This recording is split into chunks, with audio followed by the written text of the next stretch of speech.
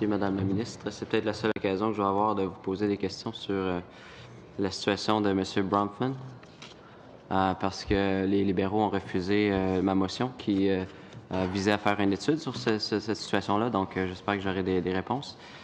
D'abord, est-ce que vous pouvez commenter la situation de M. Bronfman?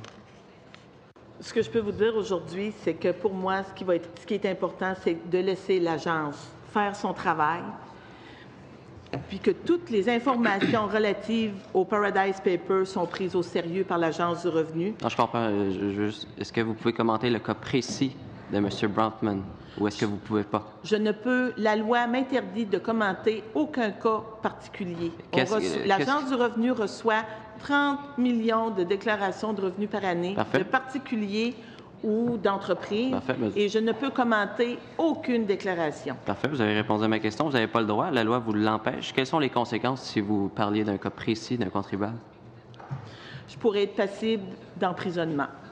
OK. Est-ce que vous savez que le premier ministre a parlé d'un cas précis d'un contribuable? Moi, je suis ministre de l'Agence du revenu. Personne n'est au-dessus des lois. L'Agence du revenu va faire le travail qu'elle a à faire. Puis je peux vous assurer que ça va être exactement de cette façon-là que ça va se faire tant que moi, je vais être en place. Donc, on ne va discuter d'aucun cas particulier. Est-ce que vous avez lancé une enquête sur la déclaration du premier ministre qui pourrait avoir brisé la loi? Moi, je suis ministre de l'Agence du revenu. Je travaille avec les fonctionnaires de l'Agence du revenu. Et ce que notre gouvernement a fait au cours des 2 dernières années, c'est d'investir près d'1 milliard de dollars pour justement s'attaquer à l'évasion et à l'évitement fiscal. Mais en tant que ministre du Revenu, est-ce que vous êtes la responsable de faire appliquer la loi qui demande à ce que tous les dossiers de contribuables demeurent confidentiels? Tous les dossiers de contribuables sont confidentiels, vont demeurer confidentiels, et je peux vous assurer qu'aucun parlementaire, aucun, ne se mettra les mains dans les dossiers de l'Agence du revenu. D'accord. Vous parlez du premier ministre ici, là. Pardon? Vous parlez du premier ministre en tant que vous êtes un parlementaire? Je parle de tous les parlementaires, dans leur entièreté. Fait qu'on peut s'attendre à des conséquences, comme une peine d'emprisonnement.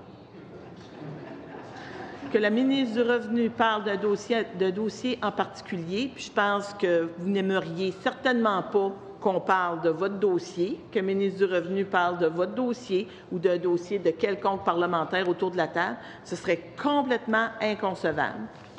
C'est exactement ce que le premier ministre a fait. Il a dit, en se faisant questionner sur M. Bronfman, il a dit qu'il était satisfait de ses réponses et de la structure fiscale qu'il avait mis en place aux îles Caïmans. Et il l'a blanchi en 2 temps, 3 mouvements, en une phrase.